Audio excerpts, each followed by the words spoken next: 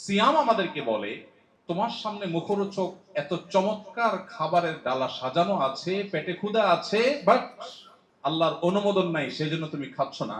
তোমার জীবনে শত শত হাজার হাজার সিদ্ধান্ত নেবার ক্ষেত্রে ঠিক একইভাবে যদি আল্লাহর নির্দেশ তোমার সামনে এসে হাজির হয় এবং আল্লাহর নির্দেশের ভিত্তিতে গ্রহণ কিংবা বর্জন করবার সিদ্ধান্ত তুমি গ্রহণ করতে পারো, তবেই তোমার সিয়াম সার্থক।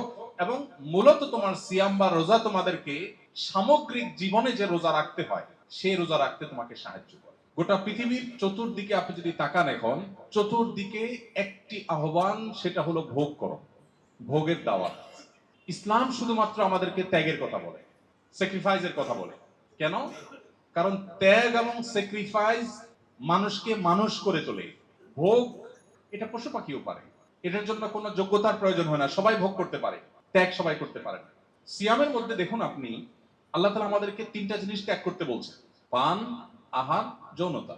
গোটা পৃথিবীতে যত অপরাধ হয়, এই অপরাধগুলো বেসিক্যালি মানুষ পুণ্যবৃত্তি কিংবা যৌনবৃত্তির কারণে করে। আর এই দুইটাকে কন্ট্রোল করার ট্রেনিং আল্লাহ দিচ্ছেন সিয়ামের মাধ্যমে। আমরা সিয়ামের মাধ্যমে বিরত থাকার প্রশিক্ষণ নিচ্ছি। কেন নিচ্ছি?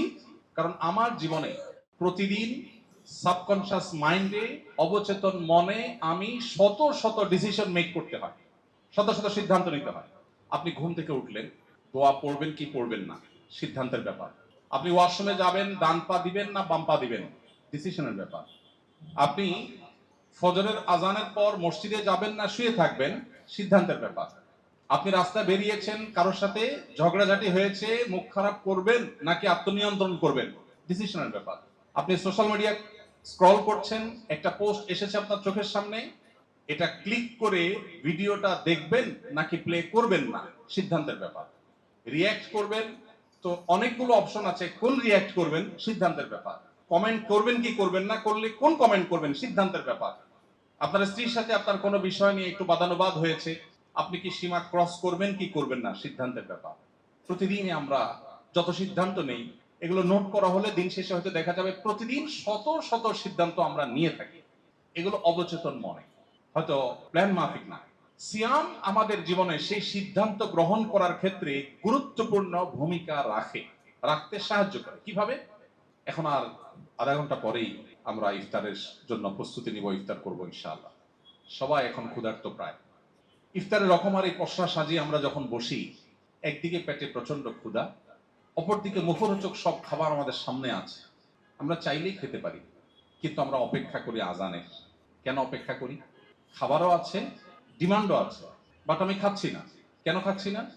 আল্লাহ রাব্বুল আলামিনের এখনো খাবারের পারমিশন হয়নি। এই যে ডিসিশন মেক করছি আমি, যে আমি এখন খাবো না, আমি সূর্য ডোবার পরে খাবো, কারণ আল্লাহ বলেছেন আতিম্মুস সিয়ামা ইলাল লাইল, সিয়ামে কন্টিনিউ করো, রোজা কন্টিনিউ করো সূর্য ডোবা পর্যন্ত। এই যে আমি কন্টিনিউ করব সূর্য ডোবা পর্যন্ত, এটা আল্লাহ নির্দেশের ফলে। সিয়াম আমাদেরকে বলে তোমার সামনে মুখরোচক এত চমৎকার খাবারের ডালা সাজানো আছে, পেটে ক্ষুধা আছে, বাট আল্লাহর অনুমোদন নাই, সেজন্য তুমি খাচ্ছ না। তোমার জীবনে শত শত হাজার হাজার সিদ্ধান্ত নেবার ক্ষেত্রে ঠিক একইভাবে যদি আল্লাহর নির্দেশ তোমার সামনে এসে হাজির হয় এবং আল্লাহর নির্দেশের ভিত্তিতে গ্রহণ কিংবা বর্জন করবার সিদ্ধান্ত তুমি গ্রহণ করতে পারো, তবেই তোমার সিয়াম সার্থক। এবং মূলত তোমার সিয়াম বা রোজা তোমাদেরকে সামগ্রিক জীবনে যে রোজা রাখতে হয় সেই রোজা রাখতে তোমাকে সাহায্য করে।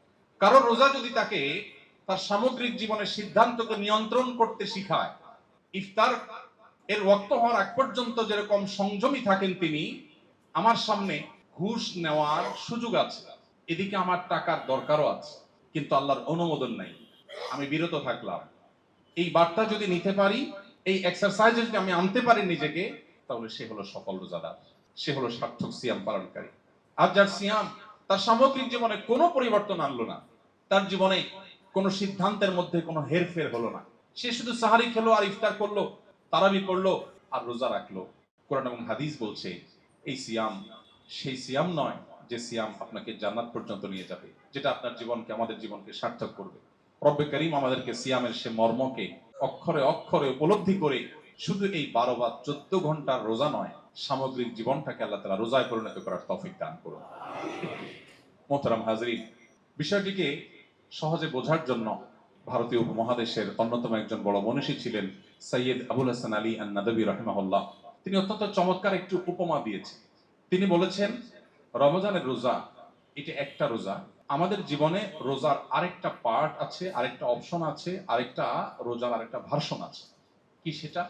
তিনি বলেছেন যে রমজানের রোজা 12 বা 14 বা 16 ঘন্টা ব্যাপী রোজা। আমাদের জীবনে আরেকটা রোজা আছে, যে রোজাটা হলো সমগ্র জীবন ব্যাপী। রমজানের রোজা হয় সুবহে সাদিক হলে, ভোর শুরু হলে। জীবনের সেই রোজা শুরু হয় মানুষ প্রাপ্ত বয়স্ক হলে। রমজানের রোজা শেষ হয়, পরিসমাপ্ত হয় সূর্য ডুবার মধ্য দিয়ে। আর জীবনের রোজা পরিসমাপ্তি ঘটে জীবনের সূর্য ডুবার মধ্য দিয়ে। রমজানের রোজায় কিছু জিনিস আমাদের জন্য নিষিদ্ধ, সামগ্রিক জীবনের রোজায়ও আমাদের জন্য কিছু জিনিস নিষিদ্ধ। রমজানের রোজায় যদি কেউ অনিচ্ছাকৃতভাবে কিছু খেয়ে ফেলে, না জেনে খেয়ে ফেলে, আল্লাহর পক্ষ থেকে মাফ হয়। জীবনের রোজায় যদি কারোর ইচ্ছার বাইরে কিছু ঘটে যায়, সেটাও আল্লাহ মাফ করে। রমজানের রোজা ভেঙে ফেললে তার কাজা আদায় করতে হয়, জীবনের রোজা ভেঙে ফেললে তওবার মাধ্যমে সেটা রিকভার করতে হয়। পার্থক্য এতটুকু, রমজানের রোজা একবার যদি ভেঙে যায়, হুবহু এই রোজাটা আরেকবার রাখার সুযোগ জীবনে আর কখনো হয় না। তবে কাজা করা যায়। আর জীবনের রোজা যদি কেউ ভেঙে ফেলে আর এই অবস্থায় তার মৃত্যু হয়, তো এটাকে আর রিকভার করার কোনো সুযোগ থাকে না। মোহতারাম হাজরিন, রমাদানের এই সামগ্রিক আয়োজন, এর পেছনের যে আধ্যাত্মিক, রুহানি, স্পিরিচুয়াল যে বিশাল বড় প্ল্যান, বিশাল বড় দিক আছে, আমরা বেশিরভাগ মানুষ শুধুই কিছু গতানুগতিক কর্মকাণ্ড, রিচুয়ালের মধ্য দিয়ে রমাদানকে পার করি। সে অন্তর্নিহিত দিকটাকে আমরা সেভাবে উপলব্ধি করতে পারি না।